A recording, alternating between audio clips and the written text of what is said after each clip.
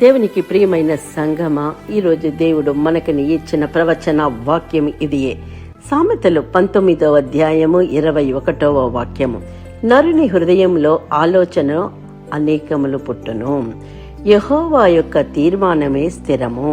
దేవునికి ప్రియమైన వారా, మన ఆలోచనలు మారవచ్చు, మన పరిస్థితులు మారవచ్చు, మనుషుల మాటలు మారవచ్చు, కానీ దేవుని సంకల్పము మారదు.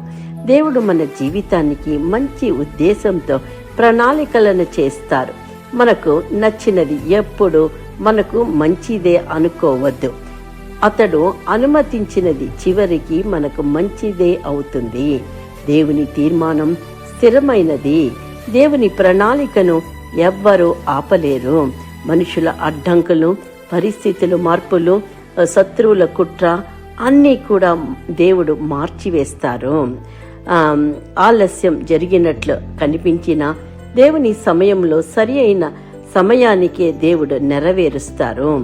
మన ప్రణాళికలను దేవునికి అప్పగించాలి. మన ఆలోచనలు ఉండకూడదు అని కాదు, కానీ మన ఆలోచనలను దేవుని చిత్తానికి లోబరచాలి. యోసేపు తన జీవితంలో బాధలు, అమ్మబడుట, జైలు, అన్యాయము అన్నీ చూశాడు. అతని సహోదరులు చెడు ఆలోచనలతో అతన్ని అమ్మివేశారు. కానీ దేవుని తీర్మానం వేరుగా ఉంది. మనుషులు చెడు ప్రణాళికలు చేసిన దేవుడు వాటిని మేలులుగా మార్చగలడు. మోషే మొదట దేవుని పిలుపు నుండి తప్పించుకోవాలని అనుకున్నాడు.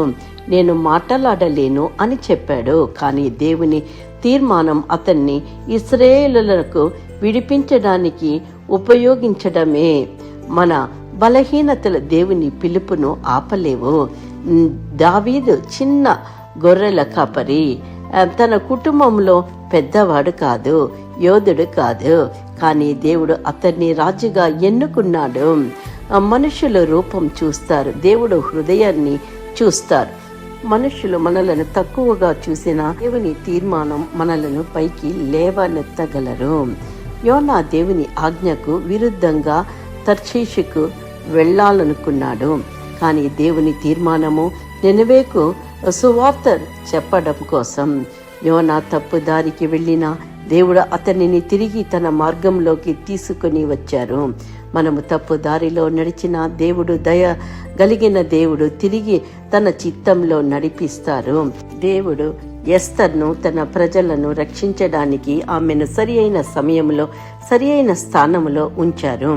దేవుడు మనలను ఒక కారణం లేకుండా ఒక స్థలములో ఉంచరు. ఆయనకు మన చిత్తముపై ఒక దైవిక ఉద్దేశం ఉంది. ఒక చిన్న ప్రార్థన. ప్రియమైన సహోదరి, సహోదరుడా, ఈ వాక్యాన్ని వింటున్న దేవుడు మనతో ప్రవచిస్తున్నారు.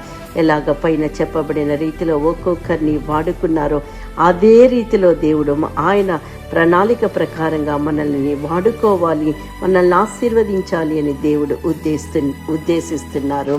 ఈ వాక్యాన్ని మనకని స్వతంత్రించుకుందాము, ఆశీర్వదింపబడదాము. ఆమేన్. Please like, subscribe and comment. Thank you.